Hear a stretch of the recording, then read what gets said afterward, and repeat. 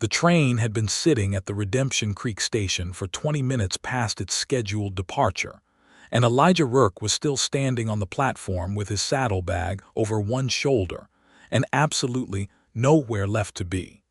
He had told himself he was waiting for the freight shipment that was supposed to come off the last car. He had told himself it was the heat that kept him rooted to the warped wooden planks of the platform, the kind of dry August heat that settles into the bones of a man and makes every step feel like an argument. He had told himself a great many things in the past half hour, and not one of them was the truth. The truth was simpler and considerably more embarrassing for a man of his reputation. There had been a face in the window of the third passenger car. He had seen it only for a moment when the train first pulled into Redemption Creek, the mid-morning sun catching the glass at an angle that turned the world bronze and hazy.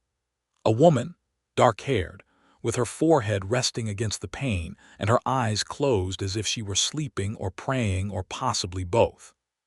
Something about her stillness in the middle of all that rattling iron and steam and noise had made him stop walking entirely. The year was 1879, and Redemption Creek, Colorado, was the kind of town that had been built in a hurry by men who were not entirely certain they intended to stay. It sat in a shallow valley between red-faced bluffs, with one main road that turned to mud in the rainy months and cracked like old porcelain in the dry ones. There was a general store, a telegraph office, a saloon that doubled as an inn, a church whose bell had not rung since the previous reverend departed, and a livery stable that smelled exactly like what it was. The railroad had arrived 2 years prior and brought with it the peculiar mixture of progress and trouble that rails always seem to drag along behind them. Elijah Rourke was 28 years old and had been working cattle ranches since he was 16. He was broad through the shoulders and lean everywhere else, with the kind of permanent tan that comes from years under an open sky, and hands that bore a collection of small scars the way some men collect watch chains. His hair was dark brown, always slightly too long because he could never quite remember to visit the barber before it became a necessity, and he had the habit of pushing it back from his forehead with the heel of his palm when he was thinking hard about something. He had been thinking hard about something for 20 minutes now. The other passengers had come off the train in the usual fashion, a traveling salesman with a sample case that he seemed to regard as a second child. 2 brothers from somewhere east who had the wide eyes of men who had never seen this much open land in their lives.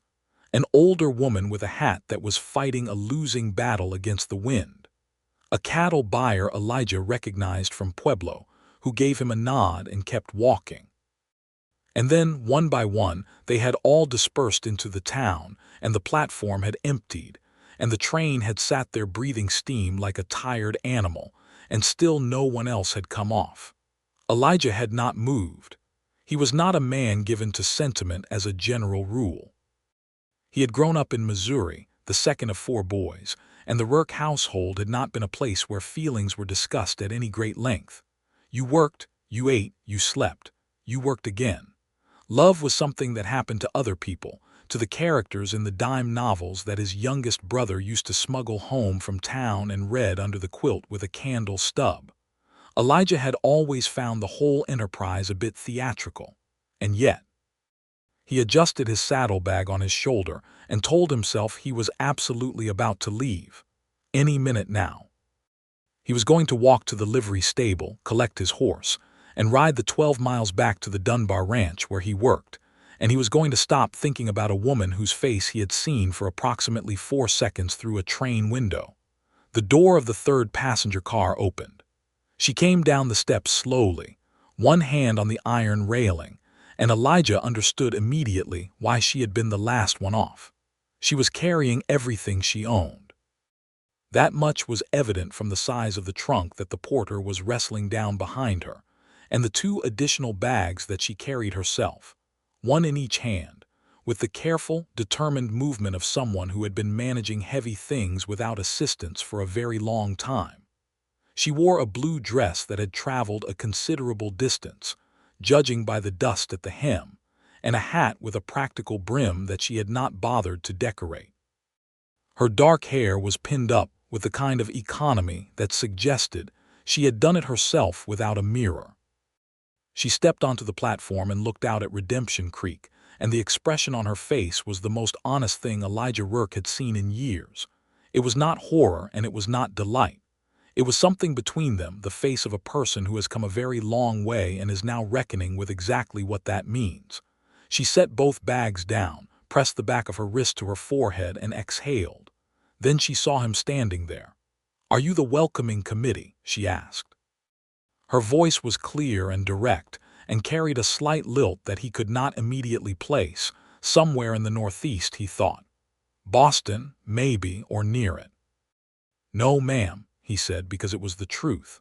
"Are you waiting for the train to leave?" "I was," he said, which was also true in its way. She looked at him for a moment with eyes that were a dark, warm brown, the color of good soil after rain, and then she looked at the town spread out before her, and then she looked back at him as if she were conducting a quiet assessment and had not yet reached a conclusion. "Can you tell me where I might find the office of a Mr. Douglas Hale?" she asked. "I was told he is the land agent here." Elijah set his saddlebag down on a bench. "Douglas Hale has his office on the Main Street, left side, between the hardware store and the telegraph. Blue door. You cannot miss it, except the blue has faded considerably, so it looks more gray these days." "Thank you," she said, and bent to pick up her bags again. "I can carry those," he said, and then was mildly surprised to hear himself say it. She straightened and looked at him again with that same measuring quality. "I don't know you," she said. "No," he agreed. "Elijah Rourke. I work the Dunbar Ranch, 12 miles west. I am not in the habit of robbing women on train platforms, if that helps your assessment." Something shifted at the corner of her mouth, not quite a smile, but adjacent to one. "Anna Sullivan," she said. "I have just come from Boston by way of Kansas City, and 3 days of some of the most uncomfortable rail travel I have ever endured, and if you are genuinely offering to carry one of those bags, I will accept the offer without further deliberation." He picked up the larger of the 2 bags and found it heavier than he expected, full of books, most likely, given the particular density of it. He did not comment on this. "What brings you to Redemption Creek, Miss Sullivan?" "Mrs.," she corrected, and then something crossed her face, a ripple of something complicated. "Though it has been 2 years, I suppose the habit is still there." She picked up the remaining bag and her hat shifted in a gust of hot wind, and she caught it with one hand. "I have purchased a parcel of land, 40 acres east of town along the creek. I intend to farm it." Elijah absorbed this information. "You are farming 40 acres alone?" "I am beginning to," she said, with the kind of precision that suggested she was not interested in the opinions of people who doubted her. "I was a school teacher in Boston for 4 years. Before that, I grew up on a farm in Vermont. I know how to work." He did not doubt it for a moment. He walked alongside her down the platform steps and onto the main road, her trunk being handled by the station porter who followed at a distance. The town was going about its August business around them, horses tied at rails, a dog sleeping in a patch of shade, 2 men arguing amiably outside the saloon about something that seemed to involve a fence line, the smell of dust and horses and distant cook fires. "What happened to Mr. Sullivan?" he asked, and then immediately regretted it for being too direct, but she did not seem offended. She walked steadily, her boots raising small puffs of dust. "Fever," she said. "February of '77. He was a good man. We had been married for 14 months. She said it the way people say things that have been said enough times that the saying of them has become its own kind of armor. I stayed in Boston another 2 years, teaching, and then I decided that I was tired of living inside someone else's idea of what my life should look like. So you came to Colorado." "So I came to Colorado," she confirmed, and there was something in the way she said it that was equal parts terrified and certain, and Elijah found that combination more compelling than anything he had encountered in recent memory.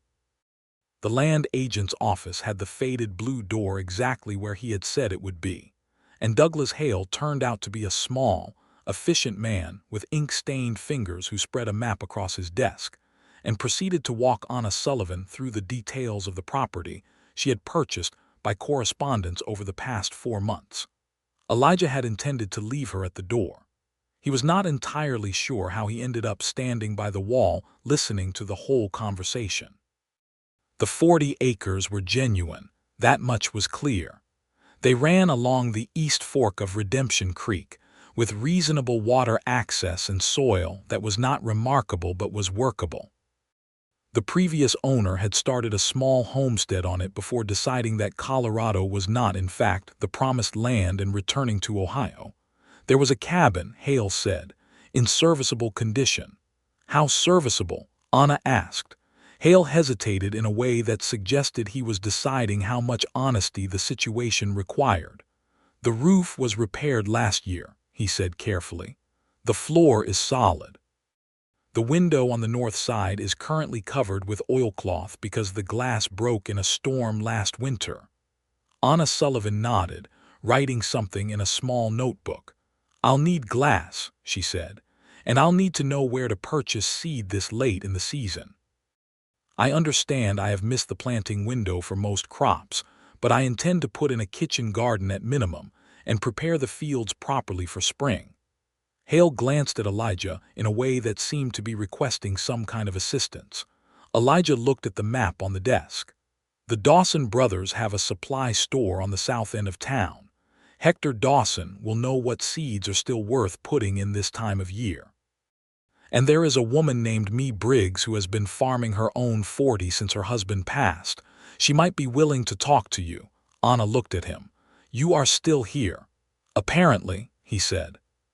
She studied him for a moment with those dark eyes, and then she turned back to Hale and completed the paperwork for her land, signing her name in a clear, decisive hand. Anna Sullivan, right there on the deed, in ink that would dry and become permanent, a small piece of the West that was now entirely and officially hers. It was not until they were back out on the main road, with the sun properly overhead and the day growing hot in earnest, that she stopped walking and turned to look at him directly. Mr. Rourke, she said, why are you still here? You told me you had a ranch to return to. He was quiet for a moment because the honest answer was not a simple one, and he was a man who preferred simple honesty to complicated approximations. I told you I was supposed to leave, he said finally. I did not say I had left.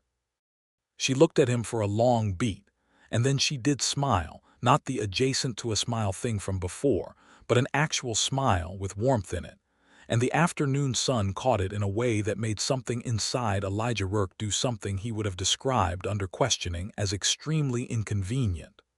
Well, she said, since you're here, would you be willing to show me the road to my property? I can hire a wagon from the livery. But I confess I would feel better about arriving somewhere I have never been before if someone who knows the road is willing to ride along. I can do that, he said. He told himself it was simply the neighborly thing to do. He told himself this with some conviction for the next several hours, right up until the moment they arrived at the East Fork cabin, and Anna Sullivan stood in the doorway of the small, imperfect structure that was now her home, and the evening light came slanting in golden through the open door, and she pressed both hands against the door frame as if she needed to feel it was real, and said quietly, almost to herself, there it is. And he understood, standing behind her in the last warmth of the day, that something had already begun that was going to be very difficult to walk away from. He helped her unload the trunk and the bags from the wagon. He checked the roof for obvious problems and found 2 places where the pitch needed attention before the autumn rains.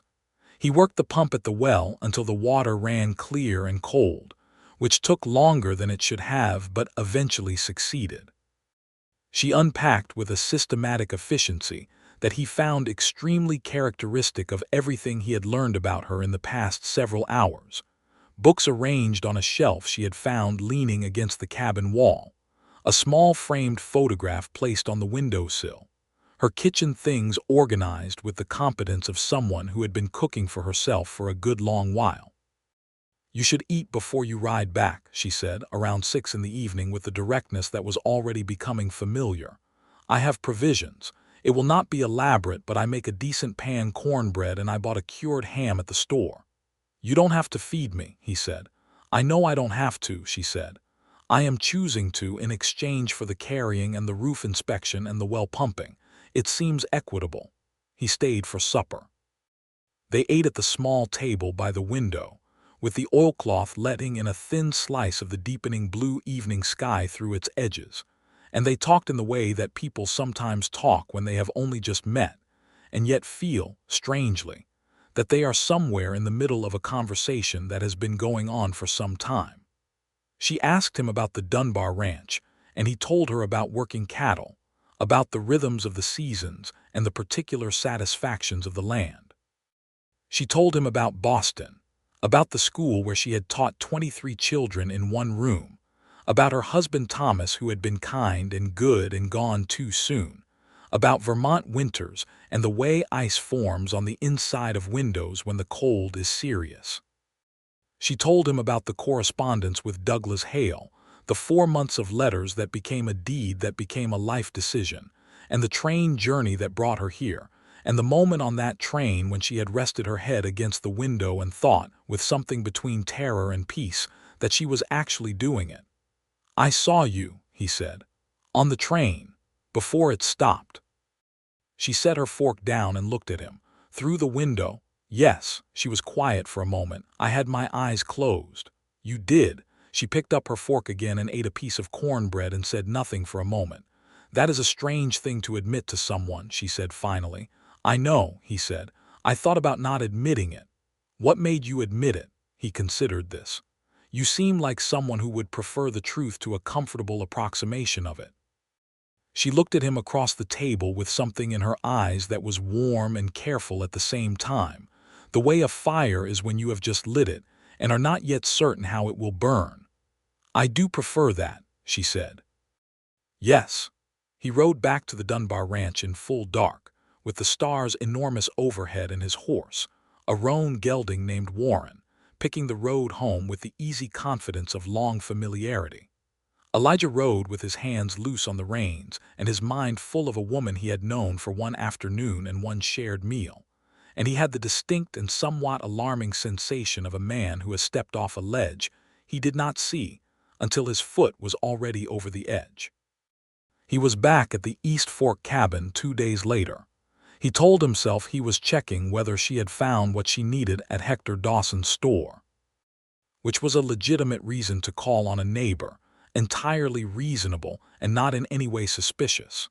He brought a small bundle of window glass he had picked up in town, because the oilcloth situation seemed impractical for the long term, and the glazier had a piece that was the right approximate size. He had measured the window frame on the evening he had been there. He may have done this deliberately. She opened the door when he knocked and looked at the glass in his hands and then at him. "You measured the window," she said. "I did," he confirmed, a pause. "That was thoughtful." "It was practical," he said, because admitting to thoughtfulness felt somewhat more exposed than he was ready for at 9 in the morning. "You can come in," she said, and opened the door wider. She had already transformed the interior of the cabin in 2 days in ways that struck him as remarkable. The walls, which had been bare boards, now had 2 small drawings pinned to them, pencil sketches she had apparently made herself, one of the creek as seen from the north field, and one of the bluffs to the west that caught the sunset light. The window boxes outside had been filled with what appeared to be dried herbs from her travels, bundles tied with string. A braided rag rug covered the center of the floor. The shelf of books had grown. There was a wildflower, purple and yellow, in a tin cup on the table. He installed the window glass. She watched him work and handed him things when he needed them, and occasionally made observations about the angle of the frame that turned out to be correct. They worked well together in the easy, uncomplicated way of people whose physical competencies happen to complement each other, with no wasted motion and no need for a great deal of speech. When it was done, she pressed her hand flat against the new glass and looked out at the field to the north, golden in the morning light. "That is much better," she said. He started coming by 3 times a week. He could not entirely account for how this happened except that each time he arrived there was always a legitimate reason.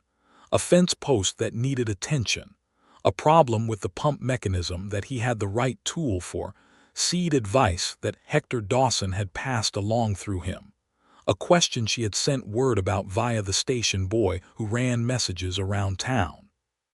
And each time he came, the visit lengthened beyond the practical purpose into conversation, and the conversation went deeper and ranged more widely, and the silences between the conversation became the companionable kind rather than the awkward kind. Me Briggs, the widow farmer he had mentioned to Anna on that first day, came by in the second week, and the two women took to each other with the speed that sometimes happens between people who recognize in each other something that is not common in their world, a particular combination of intelligence and stubbornness and humor. Me was 53 years old, sharp-tongued and generous in equal measure, with land that adjoined Anna's on the north side, and a lifetime of practical agricultural knowledge that she dispensed with tremendous efficiency and no sentimentality whatsoever. It was me who told Anna about the late-season crops that would still produce before frost. It was me who showed her how to bank the kitchen garden beds the way experienced Colorado farmers did. And it was me who, when Elijah rode up one afternoon while the two women were working in the garden, gave him a look so transparently knowing that he was grateful Anna's back was turned. "You are here a great deal for a man with a full-time ranch job," me said to him, pleasantly. "The Dunbar Ranch is not so consuming that I cannot call on a neighbor," he said. "A neighbor," me repeated with great precision. He chose not to respond to this. The town of Redemption Creek had its own opinions about the situation, as small towns in the West always do, though they are usually expressed through glances and changed conversations rather than anything direct. There were people who thought it was admirable that a widow from Boston was attempting to farm 40 acres alone. There were people who thought it was foolish. There were people who thought it was immoral for a widow to receive regular visits from an unmarried cowboy. There were also people who thought all of those other people ought to mind their own considerable business.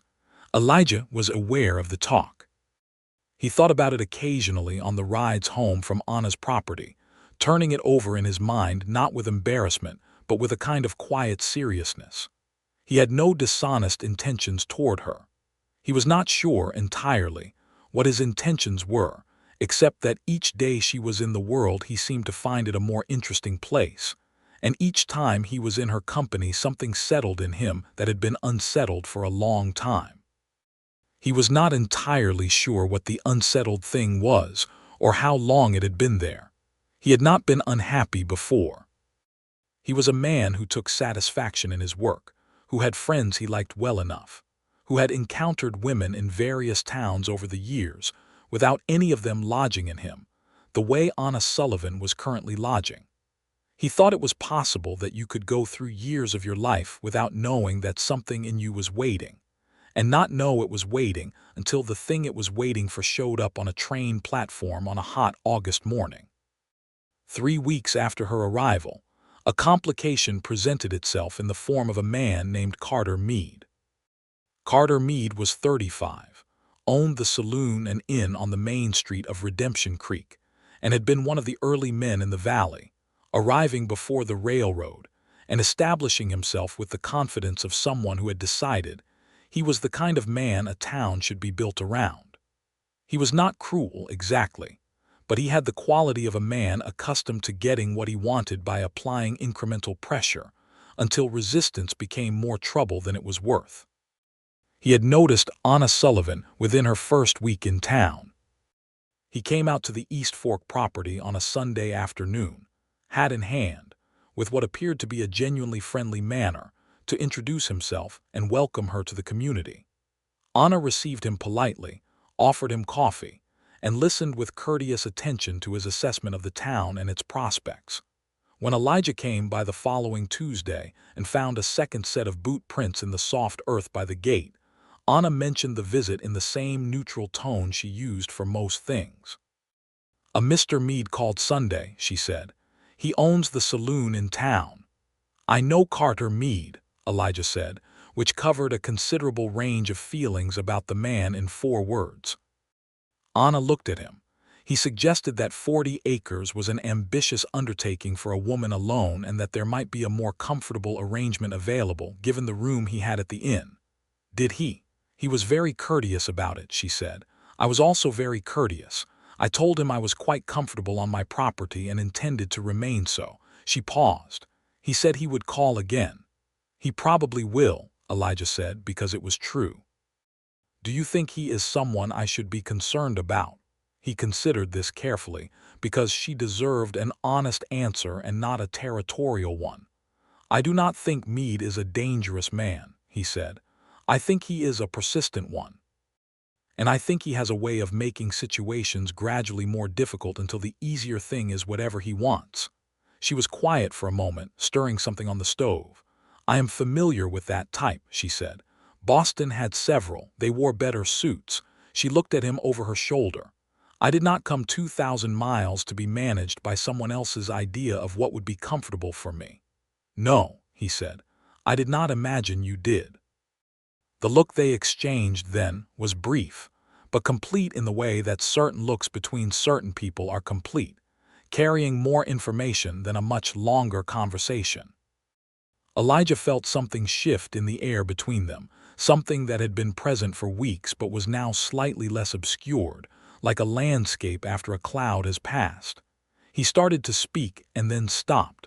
She turned back to the stove. Whatever it was, it would not be the last word on the subject. Mee Briggs had a barn dance at her property in early September, partly because Mee enjoyed dancing and partly because she was genuinely committed to integrating Anna into the social fabric of the community on terms that were favorable to Anna.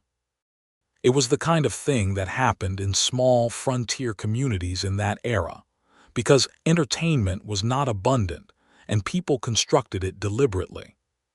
Half the valley came out, including families from ranches that Elijah knew by name, and the Dunbar brothers who were his employers, and a fiddler from 3 miles east named Thomas who could play anything you requested, and a good deal of things you hadn't, and Carter Meade, who arrived in a good coat and spent the first 20 minutes talking to Douglas Hale before his attention drifted with some predictability toward the woman in the blue dress who was standing near the refreshments table talking to me.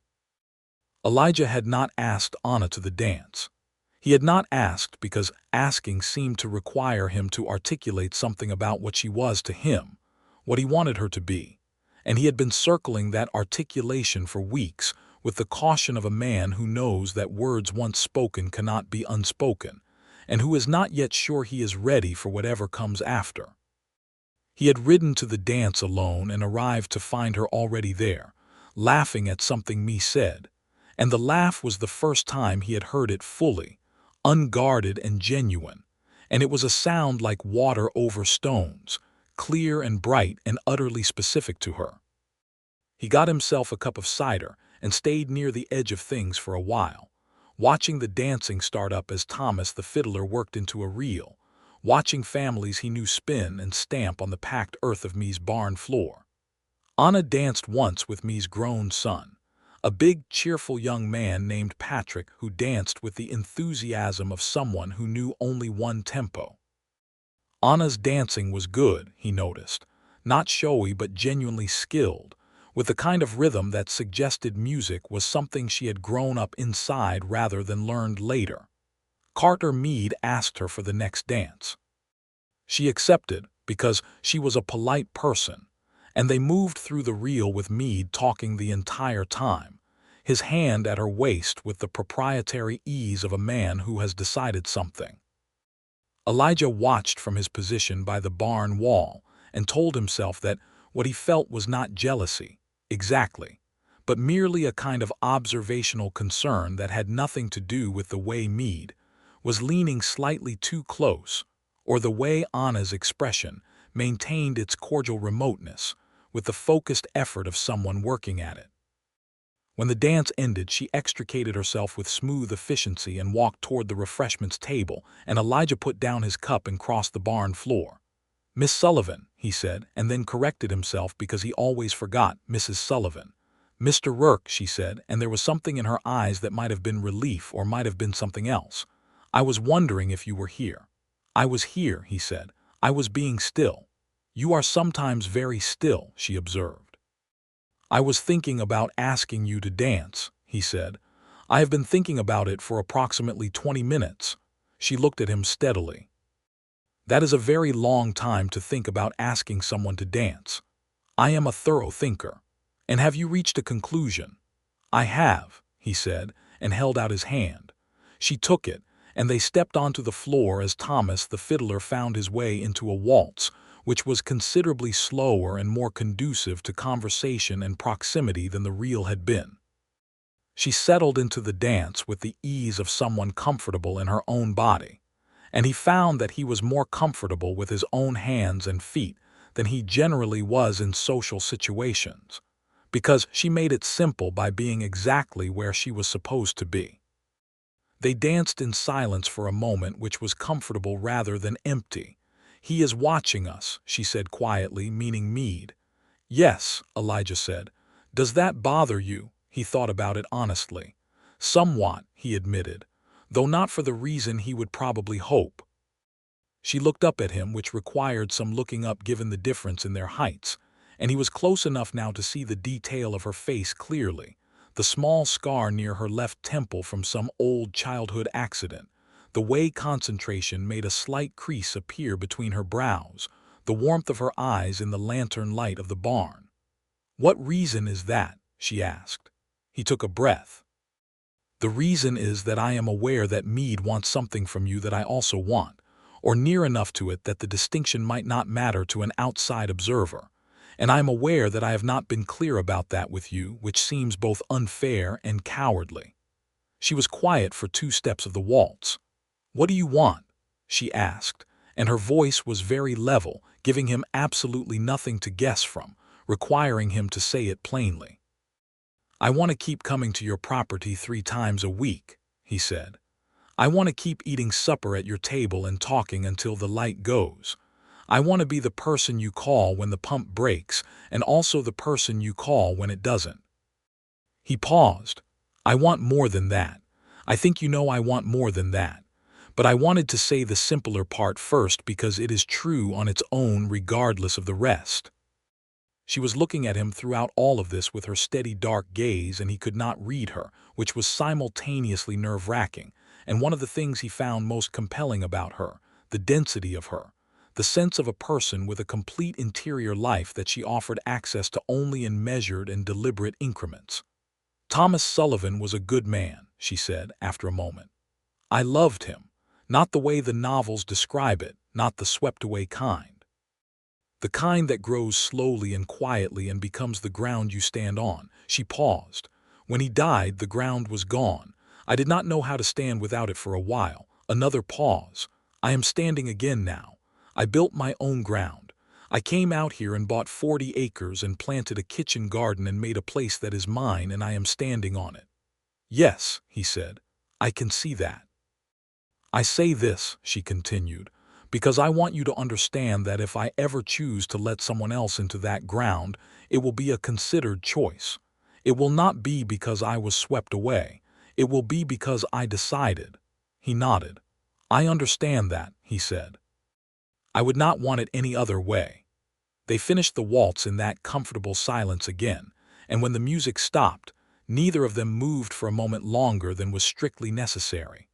Across the barn, Carter Meade was talking to someone and not watching them anymore, which was its own kind of information.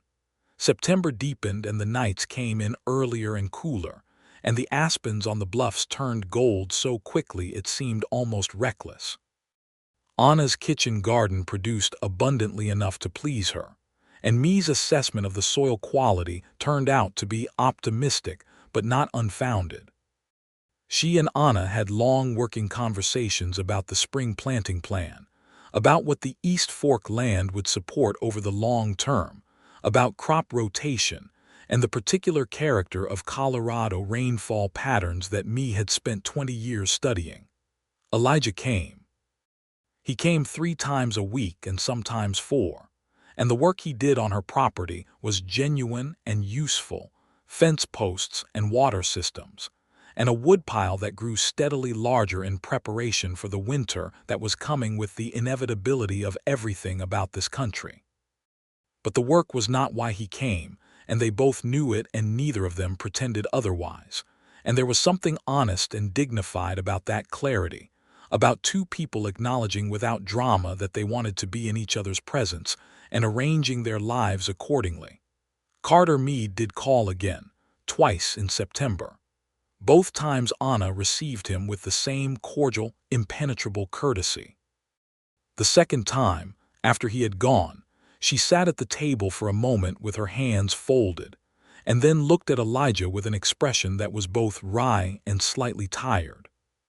He suggested today that a woman alone on 40 acres is a considerable liability to the community, she said. That theft and trouble come to isolated properties, that a wise woman would consider a more central arrangement. What did you say? I said that I had an excellent rifle, which is true, and that I had very good neighbors, which is also true, and that I would keep both considerations in mind. She paused. I don't actually own a rifle. I know, he said. I can fix that. She looked at him. You want to teach me to shoot? I want you to have what you need to be safe, he said, which was what you implied to Meade. She was quiet for a moment. I don't want to need a gun. No, he said, but this is 1879 in the Colorado Territory, and the world does not always arrange itself to accommodate what we would prefer to need or not need. She considered this with the seriousness she brought to everything. All right, she said, but I will learn it as a tool, not as a solution. That is exactly the right way to learn it, he said. He brought her his spare rifle, a Winchester that had served him well for years, and they spent 2 afternoons in the north field with targets set against the fence posts. And she learned with the same focused, undramatic competence she brought to every physical task, asking the right questions, absorbing the answers, and improving with a speed that suggested she was not going to be a liability to anyone's community for very long. On the second afternoon of rifle practice, she made 3 consecutive shots that grouped tightly enough to be impressive, and she lowered the gun and looked at the results and said, with great matter-of-factness, "Well, that is that," and Elijah laughed, a full and genuine laugh that surprised him slightly because he was not a man who laughed easily or often, and she turned at the sound of it with something in her expression that was soft and wondering, as if she had not expected that either. You don't do that very often, she said. No, he admitted. You should, she said. It changes your face entirely. He looked at her and she looked at him, and the afternoon was golden around them, and the Winchester was warm in her hands, and the aspens on the bluffs above them were the color of old coins. And he took a step toward her, and she did not step back, and he said, "Anna," and she said, "Yes," and he kissed her. It was not a swept-away kind of kiss. It was the other kind, the kind that is considered and certain, and carries in it the weight of everything that preceded it. Weeks of careful knowing and deliberate choosing. She kissed him back with the same quality she brought to everything, fully present and decided, her free hand coming up to rest against his chest as if she were verifying something. When they separated, she looked at him with those dark eyes for a long moment, and then she looked back at the targets on the fence posts, and then she looked at him again. "Well," she said, which was her word for moments when she was genuinely moved but had not quite decided how to be moved yet. "Well," he agreed. The next Sunday, he did not come to the property. He went instead to the Dunbar Ranch and had a conversation with James Dunbar, his employer of 6 years, a fair man with a weather-lined face and the direct manner of someone who had spent his life working outside. Elijah explained the situation with a conciseness that he thought did justice to the essential facts. He was in the process of caring deeply about a woman in the East Fork settlement. He did not want to leave Redemption Creek. He had been considering, for some months now, whether the time had come to think about his own land. James Dunbar listened to all of this with his arms crossed and his hat pushed back, and then he said, "I have been watching you ride east 3 times a week for 2 months, Rourke. This conversation is somewhat less of a surprise than you might imagine." "I did not want to be presumptuous," Elijah said. "You are not presumptuous. You are overdue." Dunbar uncrossed his arms. "I will tell you what I told your brother when he left my employ to start his own operation. You are one of the best hands I have had, and losing you is a genuine inconvenience, and you should absolutely go." He stuck out his hand. "I'll pay you through the end of October. That gives you time to find your own land if there's anything to be found." There was. There were 2 parcels being offered by the land agent, one 12 miles west that Elijah already knew well from riding through it, and one 4 miles north of the East Fork property, 200 acres of valley and slope that had belonged to a ranching family who had sold up when the patriarch died. The price was significant. Elijah had savings, 6 years of consistent wages, and the proceeds from a small cattle operation he had run on the side with his brother.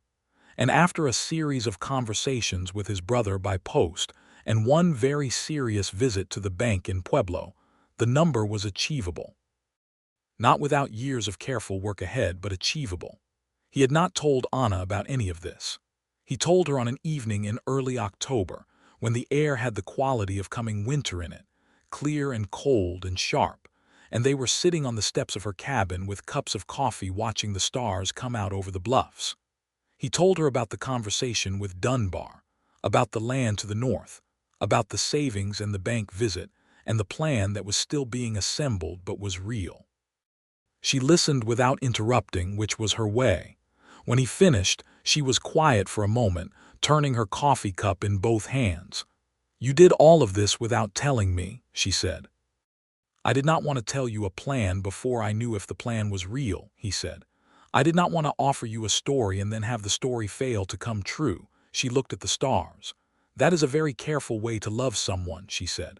The word landed between them with the quiet finality of something that had been circling for a while and had now touched down. "Yes," he said simply. She looked at him. "I told you it would be a considered choice," she said. "I remember." "I have considered it," she said. "I have been considering it for approximately 6 weeks." He waited. "I think," she said carefully, "that I would like to have a neighbor who is 4 miles north of me rather than 12 miles west. I think I would like that quite a lot." A pause. "And I think I would like, in time, when we both know that we are sure, for that distance to be considerably smaller." He set down his coffee cup and turned toward her on the steps. "How much time?" "Not very much," she said honestly. "I am a thorough thinker, but I am also 30 years old and not interested in dragging things out longer than necessary." She met his eyes. "Ask me the question properly, Elijah, when you are ready to ask it." "I am ready to ask it now," he said. She raised an eyebrow. "Are you certain?" "I have been certain since you stepped off that train," he said, and then, because it was the truth and she deserved the full truth, "I have been certain since the train was in the station and you hadn't stepped off yet. I was waiting because I was certain, not because I didn't know. I knew. I just needed to be the kind of man who deserved the answer I was hoping for." Something moved across her face then that he had never seen before on her, an open tenderness that she did not guard or contain, that she let be exactly what it was. Her eyes were bright in the darkness. "You already are," she said. He took her hand in both of his. "Anna Sullivan," he said. "Will you marry me?" She looked at him for one last measured moment, and then she said, "Yes," with the decisiveness of someone who has been sure for a while and is glad to finally say so. They sat on the steps for a long time after that, talking and not talking, watching the stars complete their slow wheel over the Colorado bluffs, her head resting against his shoulder in the first absolute quiet they had found together. Carter Meade learned of the engagement through the means by which everyone in Redemption Creek learned everything, me Briggs's son Patrick mentioning it at the saloon, with the cheerful indiscretion of a young man who had not considered that it might require diplomatic handling. Meade's response to the information was a brief but genuine silence, followed by what appeared to be a recalibration. He did not make any further calls on the East Fork property. He was not, as Elijah had assessed, a dangerous man. He was a man who understood the difference between a situation that was available and one that was not, and who adjusted accordingly. When Elijah encountered him at the general store the following week, Meade was correct and reasonably pleasant, and offered his congratulations with the slight strain of a man who means them but would have preferred not to. Elijah thanked him with equal brevity and bought his provisions and left. The land purchase was finalized in late October, and the deed to the 200 acres 4 miles north of the East Fork came into Elijah Rourke's possession on a Tuesday morning with the same permanence as Anna's deed had come into hers 2 months before. He rode north to look at the land properly for the first time as his own, stood on the low rise where the valley spread out toward the mountains with the aspen stripped bare now and the grass golden brown, and the sky the deep particular blue of Colorado autumn, and felt something settle in him so completely that he thought it was possible the unsettled thing had been waiting for this specific place. He had a good deal of work ahead of him. The ranch buildings would need to be either rebuilt or heavily repaired. The cattle operation would need to be built from a small initial purchase, carefully managed over years. There would be lean winters and difficult seasons, and the ordinary relentless challenges of making something from raw land in a country that did not accommodate the faint-hearted. He knew this.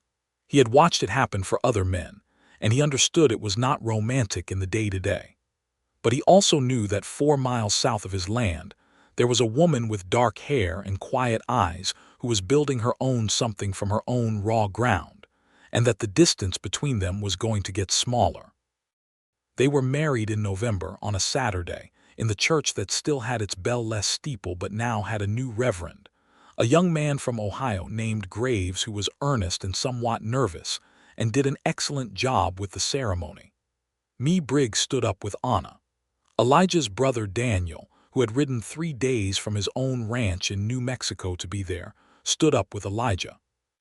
The church held perhaps 40 people, which was more or less the social sum of Redemption Creek and its surrounding farms, and they came because a wedding in a small community is a communal event as much as a private one, a statement that someone has decided to stay and build. Anna wore a dress she had made herself from fabric she had brought from Boston, a deep green that made her eyes look almost black, and she carried a bunch of lay-autumn stems that Me's daughter had gathered from the creek bank that morning. She came down the aisle of the church on her own because she had no family present and because it seemed to her she had told Elijah the night before, the honest thing to do. She had walked herself to this place. It was right that she should walk herself to this moment. He watched her come down that aisle and thought he had never seen anything in his life quite as certain as Anna Sullivan walking toward him. When the Reverend reached the part about objections, Carter Meade, who was in the 3rd row because he had been invited out of the community spirit that Me had insisted upon, stayed entirely silent, which was the correct choice and perhaps even a dignified one.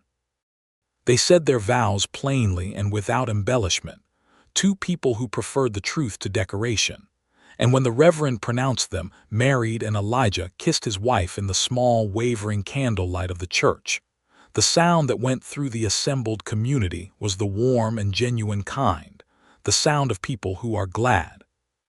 The celebration after was held at Me's barn, because Me had a barn and the conviction that all significant events should be marked with music and food. And Thomas, the fiddler, had learned 3 new waltzes in honor of the occasion, and Daniel Rourke turned out to be an excellent dancer in a way that his brother had not known and Me's daughter took considerable notice of, which was a subplot that would develop over subsequent months. Anna and Elijah danced until the candles were getting low, and the children who had been permitted to stay up past their bedtimes were asleep in piles of hay.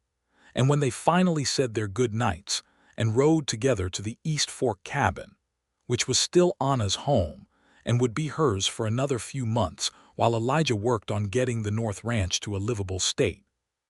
The night was cold and clear and full of stars, and his wife was beside him on a horse with her green dress hem gathered over the saddle, and her hair beginning to come down from its pins in the way hair does after a long evening. They arrived at the cabin and he helped her down from the horse, which she did not strictly need but which she accepted as part of a night that was its own particular kind, and they stood in the yard in the cold with their breath making small clouds in the air, and she looked at him and he looked at her, and the word that came to him was the same word she had used weeks before, the word that had landed like something permanent between them. "Well," she said, and she was smiling. "Well," he agreed and pulled her close, and the stars over the Colorado bluffs did not particularly care about any of it, which was fine, because they had each other to care about it, and that was considerably more than enough. The winter was a working winter. Elijah spent the cold months at the North Ranch with the focused intensity of a man building something with limited time and significant urgency, making the main structure habitable, repairing the barn, digging out the water system that would serve the cattle he intended to bring in the spring. His brother Daniel helped for a month before returning to New Mexico, and the two of them worked well together in the way of siblings who had grown up with the same manual education, efficiently and without wasted motion, and with occasional arguments about approach that were not personal. Anna came to see the progress twice in December and once in January. Each time she walked through what was becoming her home, touching door frames and looking at windows and asking the right practical questions, and she never once said that it was fine if it wasn't, or that it was more than she had expected if it was less. She assessed it honestly, and she told him honestly what she thought, and he found her opinions on the construction consistently useful. She spent the winter deepening her relationships with the community around her in the ways that seemed natural to her. She was teaching again, informally, 2 afternoons a week, 4 children from nearby farms whose parents were glad to have them occupied and educated. Me had suggested it, and the school board of Redemption Creek had followed Me's suggestion, with the slight bewilderment of a body that had not fully established its own authority, and appreciated being given direction by someone confident. The pay was modest, but it gave Anna a structure for her weeks that she seemed to value, and she had the particular gift of good teachers, which is the ability to make a child feel that what they are learning matters. By February, she was pregnant. She told him on a Sunday morning when he had come to the East Fork for supper, standing at the stove in her winter shawl with the directness she brought to all significant news. "I am going to have a child," she said. "October, I think, if my calculations are right." He was very still for a moment. She watched him with that measuring attention. "Are you all right?" she asked. "Yes," he said. "I am better than all right. I'm trying to locate which of the many things I am feeling should be the first one I say out loud." She set down the pot she was holding. "What are they?" "Happy," he said. "Frightened, glad, grateful, aware that I need to get the house ready faster than I planned, wanting to tell Daniel, wanting to tell me, though me will probably already know." He looked at her. "Wishing Thomas Sullivan was alive to know, because he loved you and would have wanted good things for you." She was quiet for a long moment. Her eyes were bright. "That is a very good answer," she said, and her voice was slightly unsteady. He crossed the room and took her hands in his. "Are you all right?" "I am very all right," she said. "I am happy. I am also frightened, in the way that seems appropriate for this kind of news." She looked down at their joined hands and then up at him. "I want this very much." "So do I," he said. He accelerated the work on the North Ranch with the focused urgency of a man who has added a deadline to a project he was already committed to. Me recommended a woman in town, a German-born midwife named Mrs. Haas, who had been delivering babies in the valley for 8 years, and had the reputation of someone who could be fully trusted in difficult circumstances. Anna visited her in March and came back with a list of practical instructions that she implemented with her usual systematic competence. March also brought a problem. The problem was a man named Roy Blessett, who had a claim on a water channel that ran through the eastern edge of Elijah's new land. The claim was old, and its legality was questionable under the recently established water rights statutes of the Colorado Territory. But questionable and invalid were different things, and Blessed was the kind of man who understood that the cost of pursuing something legally is sometimes sufficient to deter even people who are in the right. He showed up at the North Ranch on a Tuesday with 2 associates and a document of dubious provenance and a cheerful certainty that Elijah would find the conversation inconvenient. Elijah found it somewhat more than inconvenient, but he was a deliberate man who did not make decisions under pressure that he would have to undo later. So he listened to what Blessed said, thanked him for his time in a tone that made clear he meant none of it, and rode to town to see the land agent, and then the territorial court representative who happened to be in Redemption Creek for a scheduled visit that week.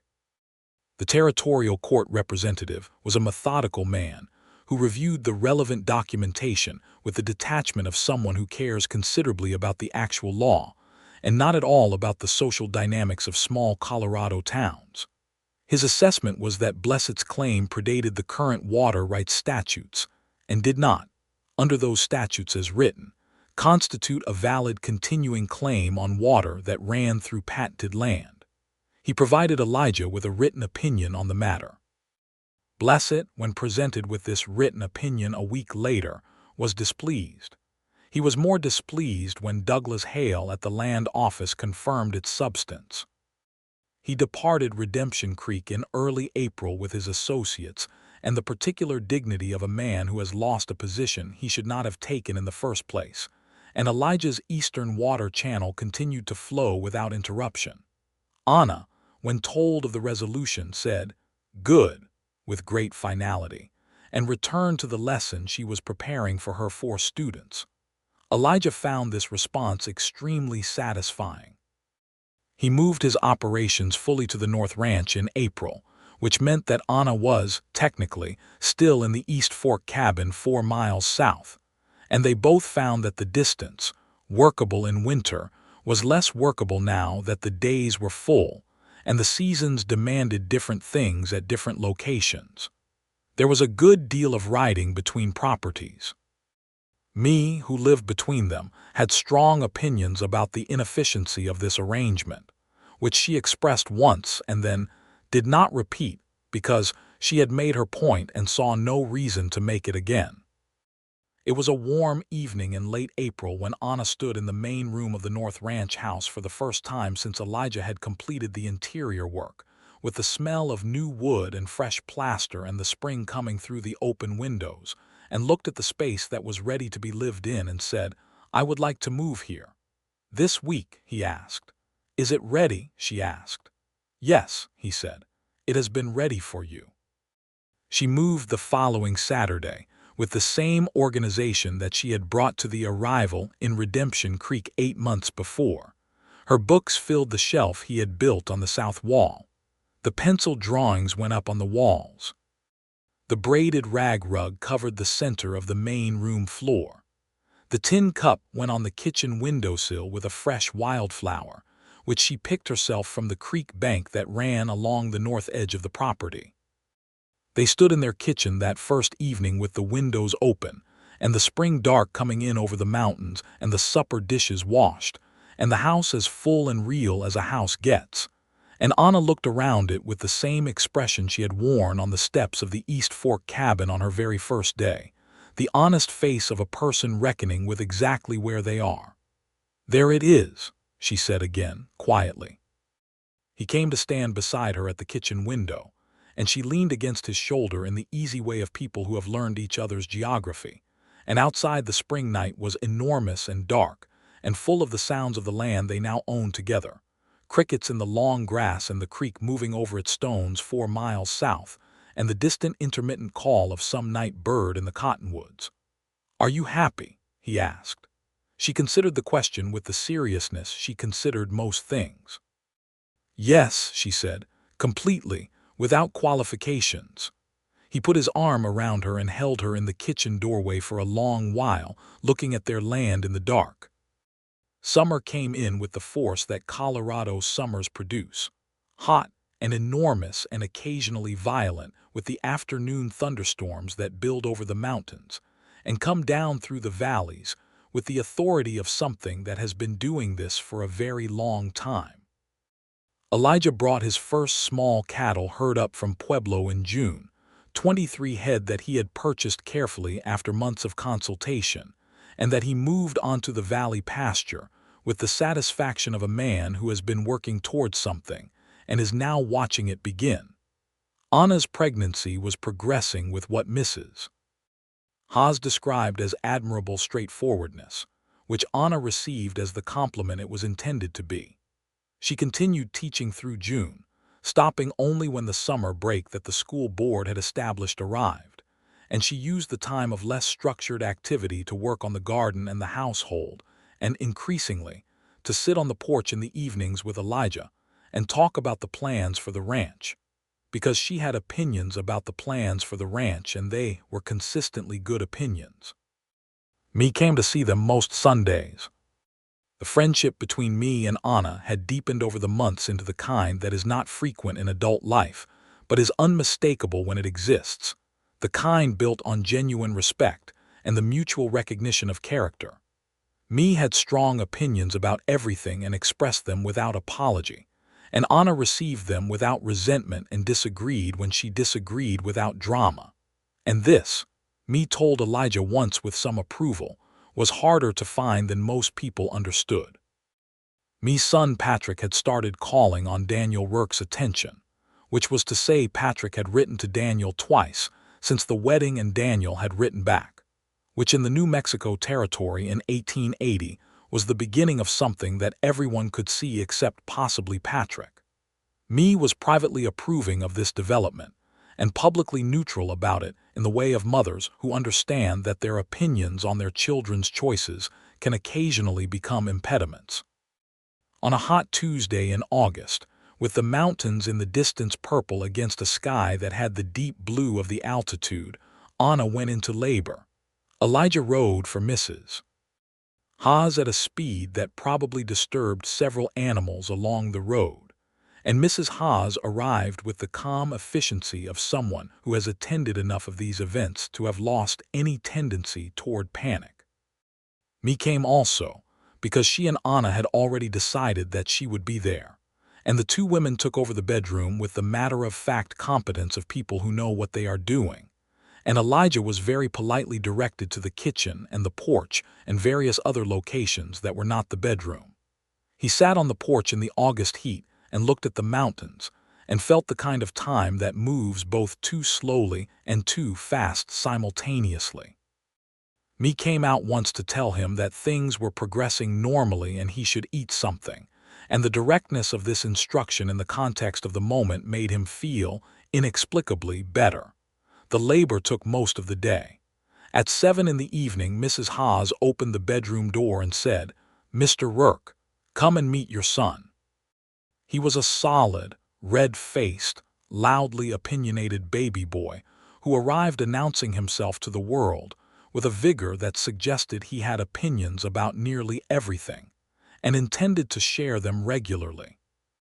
Anna was exhausted and luminous in the way of new mothers, with her dark hair loose around her and her eyes bright even through the fatigue, and she held the baby with the focused attention she brought to everything that mattered.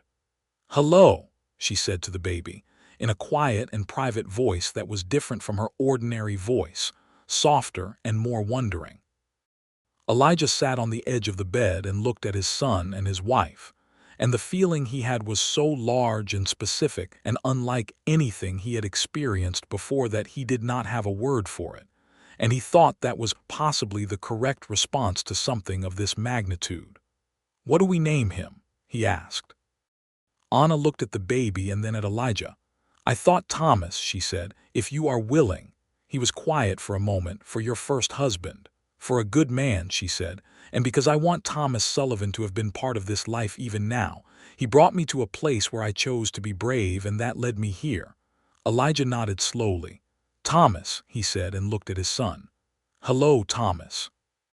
Thomas Rourke blinked at him with the unfocused intensity of someone brand new to the existence of eyes, and made a sound of moderate dissatisfaction, and then settled, and the evening light came through the window and lay on all three of them like something given freely.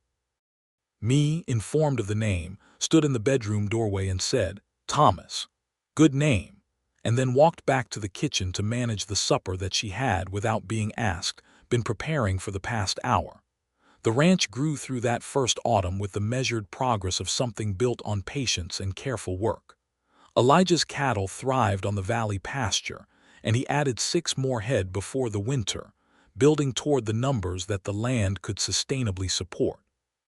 He hired a ranch hand in October, a quiet young man named Rufus from Oklahoma who was 20 years old, competent with cattle and horses, and who had the good sense to understand that working for Elijah Rourke meant working for a man who had standards, and also a wife who would tell you honestly if those standards were not being met. Anna returned to teaching in September, bringing baby Thomas with her to the schoolhouse, which the 4 children found enormously interesting, and which Thomas appeared to find adequate company. She had negotiated with the school board for a small salary increase that she felt reflected the actual value of what she was providing, and the school board had agreed with only minor resistance, because Me Briggs was on the school board, and had made the relevant points with her usual economy of language. The East Fork cabin became part of the Rourke property when Anna and Elijah made an offer to Douglas Hale for the adjacent land that connected her original 40 acres to the North Ranch. The additional acreage rounded out their holdings to something genuinely substantial, and the cabin itself became useful storage and, eventually, Rufus's residence.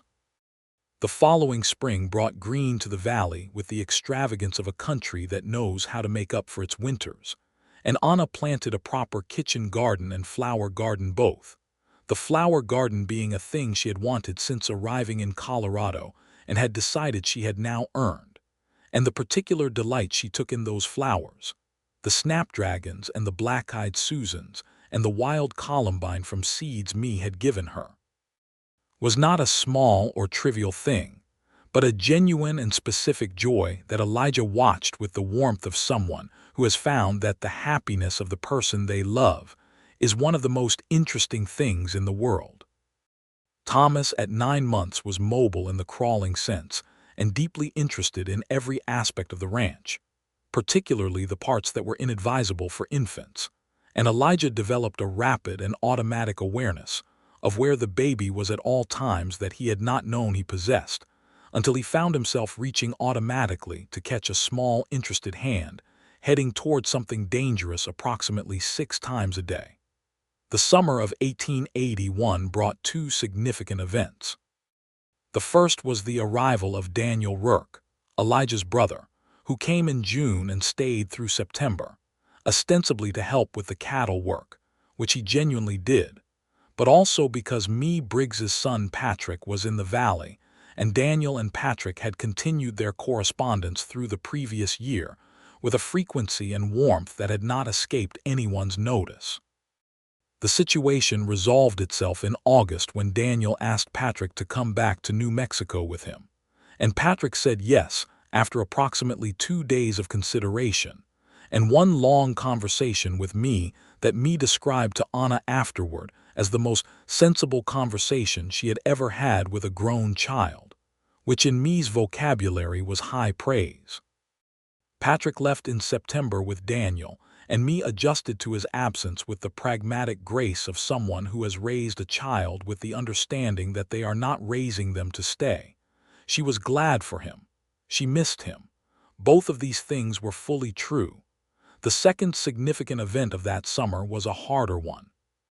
In July, word came by telegraph that a childhood friend of Elijah's from Missouri, a man named Cole Barnett who had come west some years before, had been shot and killed in Dodge City in an altercation at a card game. Elijah received the news on a Wednesday morning at the telegraph office in Redemption Creek and rode home without speaking to anyone. Anna saw his face when he came in and asked him nothing, but set everything else aside and sat with him at the kitchen table and waited. When he told her, she said nothing for a moment, and then she reached across the table and put her hand over his. "Tell me about Cole Barnett," she said. "Tell me what he was like when you were young." So he told her, and it was the right thing to have asked. And she listened with the complete attention she always gave to things that mattered. And the grief moved through him as grief does when it has somewhere to go.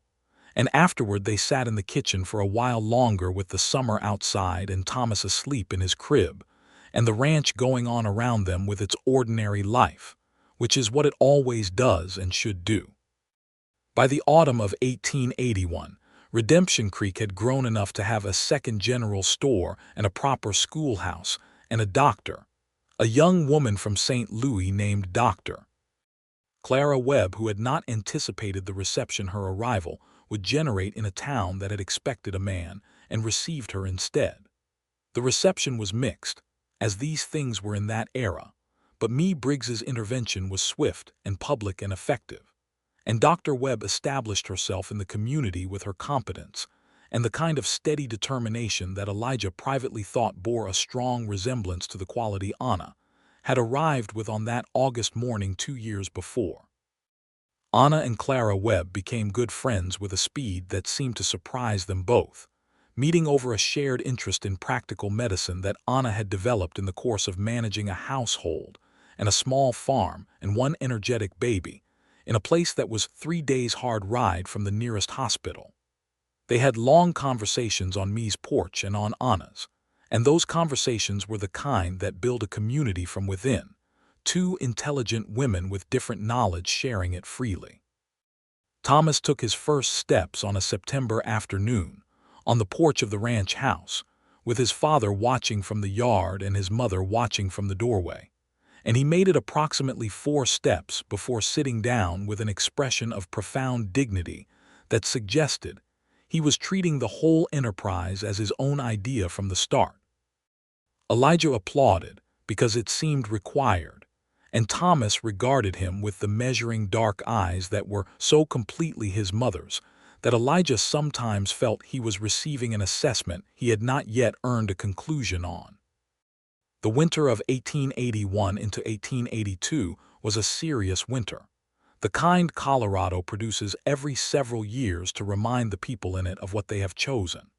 The temperatures dropped in December to things that made livestock management a daily emergency exercise, and the snow came in January with a sustained commitment that buried fence lines and turned the roads to impassable channels between 6-foot walls.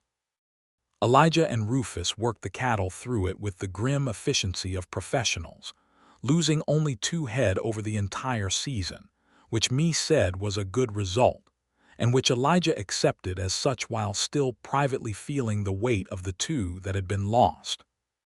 Anna managed the household through the winter with the practical authority she brought to all challenges, keeping the house warm and the food consistent, and Thomas occupied and reasonably content through the weeks of confinement that the weather imposed.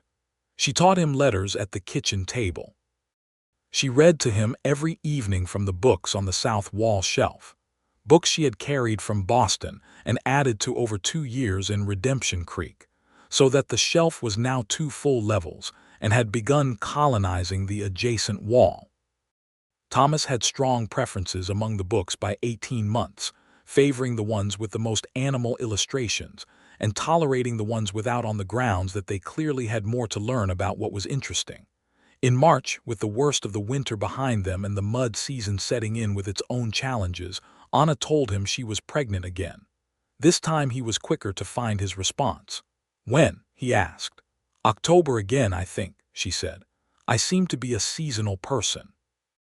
He laughed, that full laugh she had commented on the first time, and she smiled at the sound of it with the same warmth she always showed when he laughed. And Thomas, who was at the table eating with the industrious focus of someone who takes meals seriously, looked up and then looked at them both, and then returned to his food with the philosophical acceptance of a child who has learned that adults sometimes behave in ways that do not require explanation. The second child was a girl.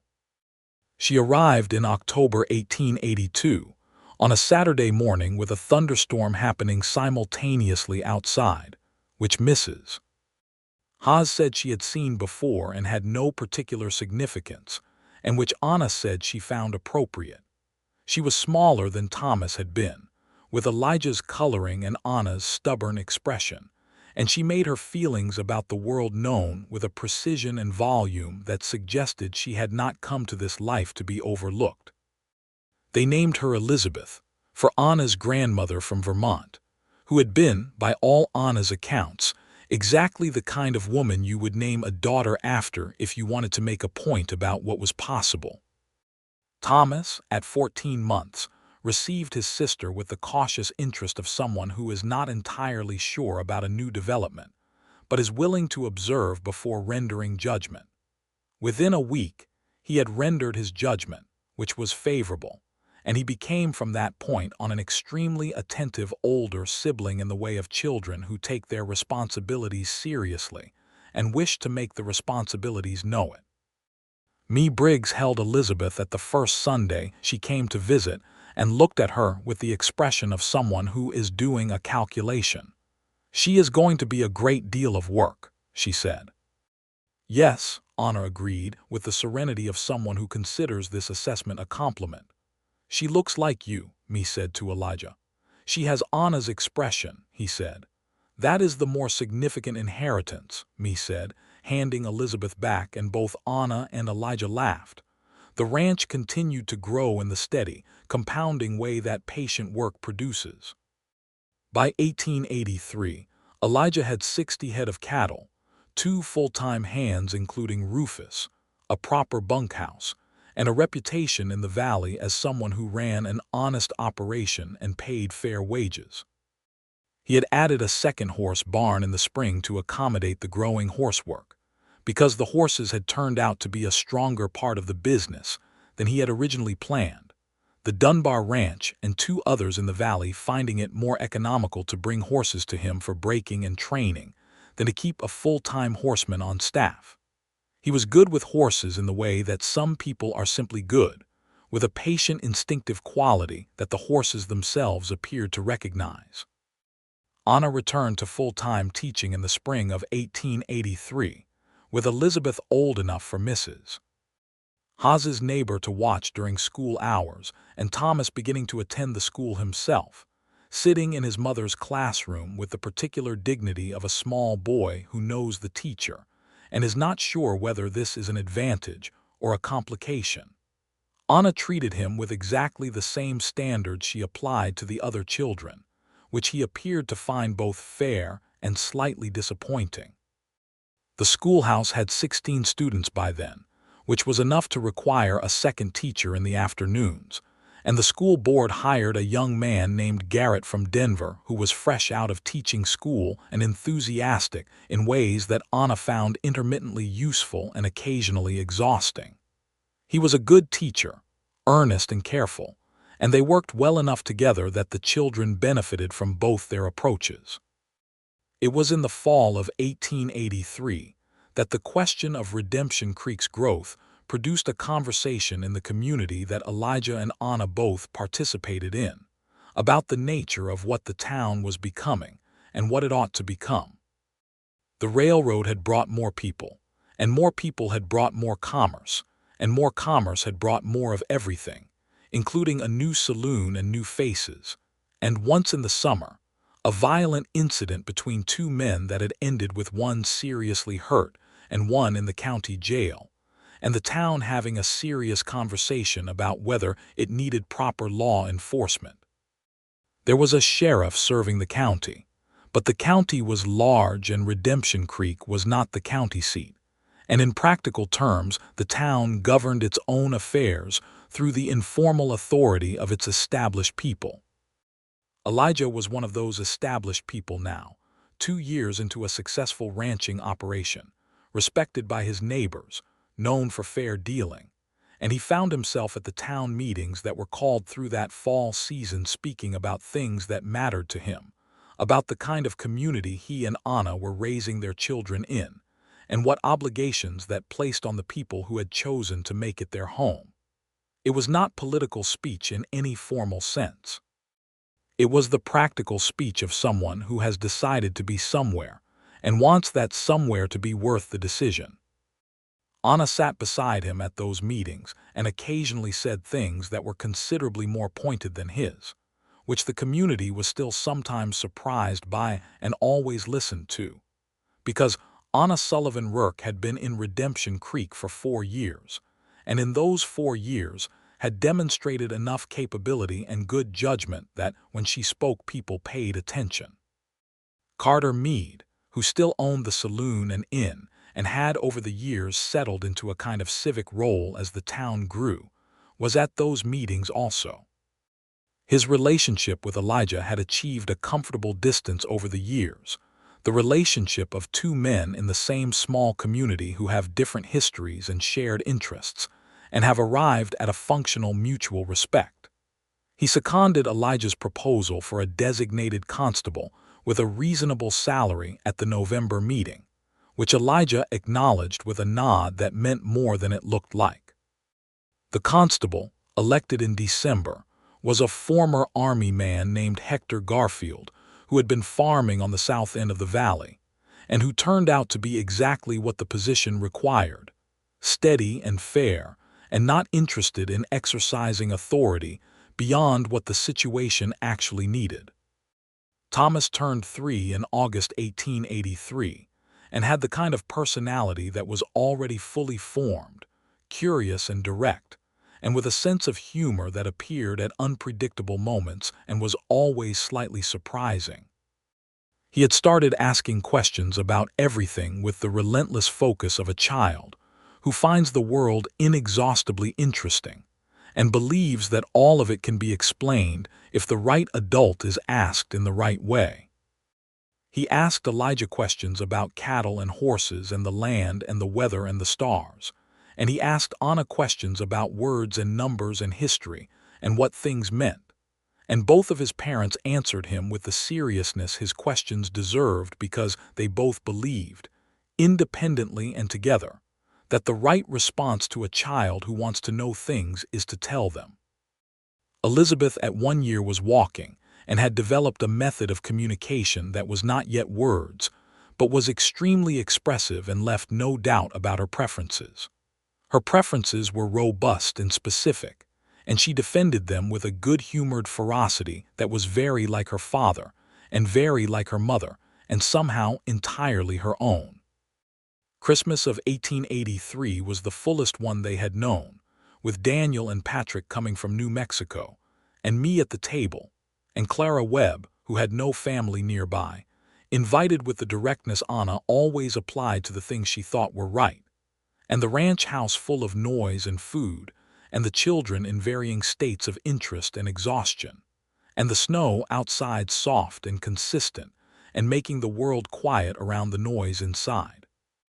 After the meal, when the children were asleep and Daniel and Patrick had retired and Clara had gone home, Elijah and Anna sat by the fire in the kitchen with cups of coffee and the remains of the evening around them, and the house was quiet in the good specific way of a house that has been full.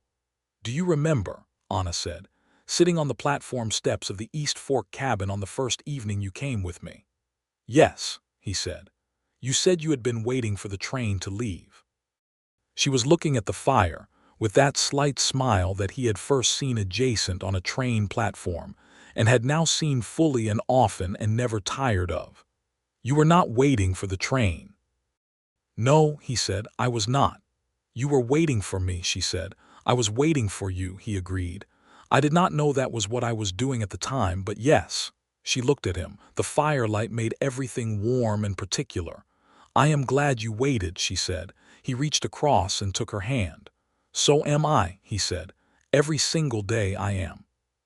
She leaned against his shoulder, and outside the snow fell on the Colorado Valley, and the mountains were white against the dark sky, and the creek moved under its ice 4 miles south, and the cattle stood in the barn warm in the deep straw that Elijah had laid in 3 weeks before the cold came, and the house held all of them inside it, safe and certain and entirely real.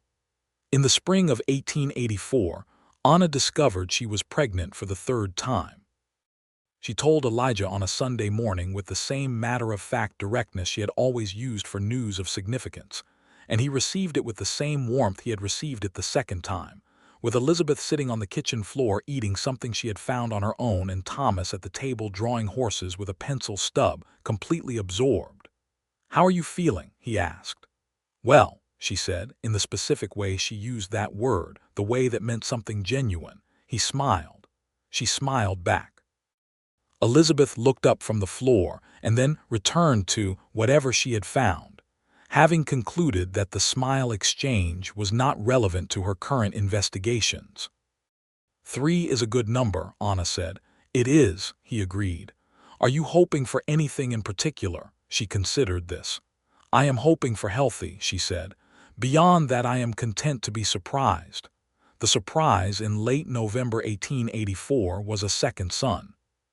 He was born in the morning with considerably less drama than his sister and somewhat more than his brother. And he was a long, quiet baby with dark eyes that looked at the world with a steady attention that Elijah recognized from his wife's face on a train platform 5 years before. They named him James for James Dunbar, Elijah's former employer, who had been the first person to tell him he should go build his own life and had been right about it. Thomas, now 4, received his brother with the comprehensive authority of an older sibling who has already processed this experience once and knows the established protocol. Elizabeth, 2 years old, was interested in James in the way she was interested in most things, intensely and briefly, before finding something else to investigate. Me, when she held James, said, "This one is going to be quiet," and then suddenly say the most accurate thing possible at the worst moment. "That sounds familiar," Anna said. "It does," Me agreed, looking at Elijah. He declined to comment on this. The years moved with the quality that good years have, not slow or fast but full, each season bringing what it was supposed to bring, work and weather and growth and the occasional difficulty that is unavoidable in any life actually lived. The ranch grew. The children grew. The town of Redemption Creek grew around them into something more substantial, with a proper school building finished in 1885, and a bank arrived in 1886, and the church's bell replaced at last in a ceremony that Anna attended and described as overdue. She taught until 1886, when the school district, properly organized now with the new building, hired a full staff and her informal arrangement transitioned into something official and better paid, and she continued to teach with the same quality she always had, which was the quality of someone who finds the work genuinely interesting. Her students from those years, grown and scattered, would remember her for the rest of their lives as the teacher who had taken their questions seriously. Elijah expanded the horse operation in 1886 into something he could formally call a horse ranch alongside the cattle, and the reputation he had built for quality and honest dealing brought buyers from as far as Denver and once from as far as Kansas City. A man in a very good coat who arrived by train and walked the horse pastures with a critical eye and bought 4 horses at a price that represented a significant advancement in the operation's scope. Thomas at 6 was already on horseback with a comfort that suggested he had been born oriented toward it, and he followed his father through the ranch work with the focused interest of a child who has understood that the work is real and wants to know how it is done. Elijah taught him with patience and care, the same way his own father had taught him the farm work back in Missouri, understanding that the teaching was its own kind of transmission, one generation to the next across the particular medium of practical knowledge. Elizabeth at 4 was entirely herself, which was considerable. She had the quality of certain children who are not difficult in the ordinary sense, but who are simply more present than most, more aware of everything around them, more likely to ask a question that stops a conversation. She was also very funny in a way that appeared to be natural and unperformed, which Elijah and Anna both appreciated with the genuine amusement of parents who are genuinely amused. James at 2 was exactly what Me had predicted, quiet and observant, and then occasionally saying something so accurate it stopped the room. Me Briggs turned 60 in 1886, and her health, which had always been robust, had begun to show the particular negotiations of age, not failing but requiring adjustment. The way she found the long days in her fields more taxing and the Colorado winters more demanding. She had good neighbors in Anna and Elijah, and the Rourke children were a constant presence on her property in ways she claimed to find intrusive and clearly found delightful. In the spring of 1887, Anna found me sitting on her porch in the early morning cold and understood immediately that something was different. They sat together for an hour, the two of them, in the way they had sat together many times over the years, comfortable in each other's presence with the ease of a genuine friendship, and me talked about her life and her land and Patrick in New Mexico and the 20 years she had spent on this piece of Colorado ground, and Anna listened the way she always listened, which was completely. Me Briggs died in her sleep in April 1887. She was 60, and she died on her own land, which was what she had wanted. Patrick came from New Mexico with Daniel for the service, and the valley turned out for me Briggs with the fullness that a life genuinely lived in community generates, the church with its restored bell ringing as she had deserved for 20 years. Anna was quiet for several days after, not visibly grieving in any dramatic way, but deeply interior, doing the work of loss that she did in the private way she did most important things. Elijah did not fill the silence with noise. He was there, present and steady, the way she had always been present and steady for him, and eventually the days moved forward and the loss became the kind of thing that does not go away, but finds a place to live that is not in the way of everything else. Me's land went to Patrick, who sold it to a family named Ochoa, parents and 3 teenage children who had come up from New Mexico with the energy and competence of people who know how to work. The Ochoa family became good neighbors within their first season, and Anna taught the 2 youngest in her school, and their oldest daughter, who was 17 and quietly brilliant with numbers, would eventually go to a teaching school in Denver, which was something Anna had encouraged when she saw it was possible. The work of acknowledging what was owed, of seeing the people around them clearly and treating them as what they were, became something that Anna and Elijah both took seriously as the years went on. The era they lived in contained many injustices that were structural and deep. The treatment of the indigenous peoples of the territory whose land the ranches and towns stood on, the limitations placed on women, the casual cruelties of poverty and race that were endemic in every Western community. They could not correct all of it. They could do what was in front of them with decency and attention, could teach their children to see clearly, could take the part of fairness when fairness was available to be taken. It was an imperfect accounting. They knew it. They tried. The summer of 1887 was a good summer, warm and productive and full of the ordinary content of a life well established. Thomas at 7 was reading everything he could find and riding horses with his father, and asking questions about the stars that required Elijah to think carefully before answering. Elizabeth at 5 had decided she wanted to learn everything Anna knew about everything Anna knew, which was an ambitious program. James at 3 was, as predicted, occasionally devastating in his precision.